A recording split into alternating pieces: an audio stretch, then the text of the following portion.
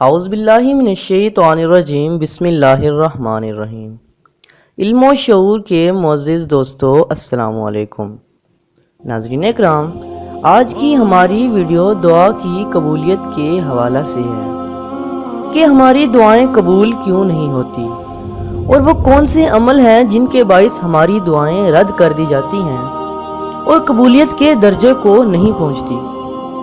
معزز دوستو، چلیے آج کی ویڈیو سٹارٹ کرتے ہیں، اور اگر کوئی کمی بیشی ہو جائے تو خدا کے ہاں معافی کے طلبگار ہیں۔ حضرت ابراہیم بن ادھم کی بات کرتے ہیں۔ حضرت ابراہیم بن ادھم کی کنیت ابو اسحاق ہے۔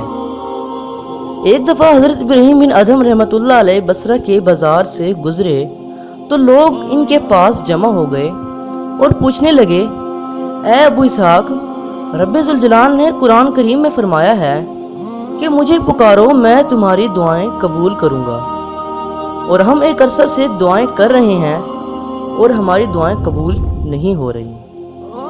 تو اس پر حضرت ابراہیم بن ادھم رحمۃ اللہ علیہ نے فرمایا، تمہاری دعائیں قبول اس لیے نہیں ہوتی کیونکہ تمہارے دل 10 چیزوں کی وجہ سے مردہ ہو چکے ہیں، اور پھر فرمایا کہ وہ 10 چیزیں یہ ہیں۔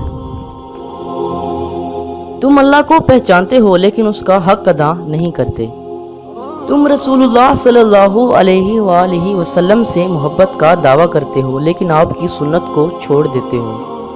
تم قرآن کی تلاوت کرتے ہو لیکن عمل نہیں کرتے۔ تم اللہ کی نعمتیں کھاتے ہو لیکن اس کا شکر ادا نہیں کرتے۔ تم کہتے ہو کہ شیطان تمہارا کھلا دشمن ہے لیکن پھر اس کی موافقت کرتے ہو۔ تم کہتے ہو کہ جنت حق ہے لیکن اس کے لیے عمل نہیں کرتے۔ تم کہتے ہو کہ دوزخ حق ہے لیکن اس سے بھاگتے نہیں۔ تم کہتے ہو کہ موت حق ہے لیکن اس کے لیے تیاری نہیں کرتے۔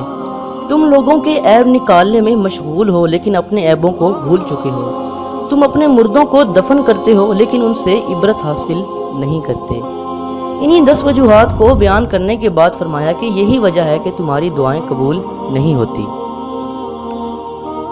ناظرین اکرام، حضرت عائشہ رضی اللہ عنہا سے روایت ہے کہ میں نے رسول اللہ صلی اللہ علیہ وآلہ وسلم سے عرض کیا کہ اے یا رسول اللہ، اگر مجھے معلوم ہو جائے کہ شب قدر کون سی رات ہے تو میں کیا دعا کروں؟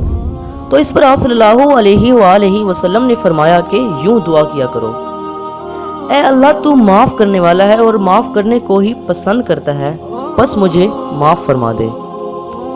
صحیح بخاری کی ایک اور روایت میں آتا ہے کہ رسول اللہ صلی اللہ علیہ وآلہ وسلم نے فرمایا کہ بندے کی دعا قبول ہوتی ہے جب تک کہ وہ یہ کہنے میں جلدی نہ کرے کہ میں نے دعا کی تھی اور میری دعا قبول نہیں ہوئی۔ ناظرین کرام، ہم سب کا یہ یقین ہے کہ بے شک خدا بہتر جانتا ہے کہ کس کی دعا قبول کرنی ہے اور کس کی نہیں کرنی، کسے کب کیسے کیوں اور کتنا دینا ہے، اس کا راز بھی خدا بہتر جانتا ہے۔ بے شک دعا کی قبولیت کا عمل خدا عز و جل کے امر سے ہے، لیکن اس میں بھی خدا کی کئی حکمتیں موجود ہیں۔ ناظرین کرام، اسی کے ساتھ ہی آج کی ہماری ویڈیو کا اختتام ہوتا ہے۔ حاضر ہوتے ہیں ایک نئی ویڈیو کے ساتھ۔ جزاک اللہ و خیر، اللہ حافظ۔ اور آخر میں آپ سب سے گزارش ہے کہ ہماری ویڈیو کو لائک کریں اور ہمارے چینل کو سبسکرائب کریں تاکہ ہماری نئی آنے والی ویڈیو آپ تک پہنچتی رہیں۔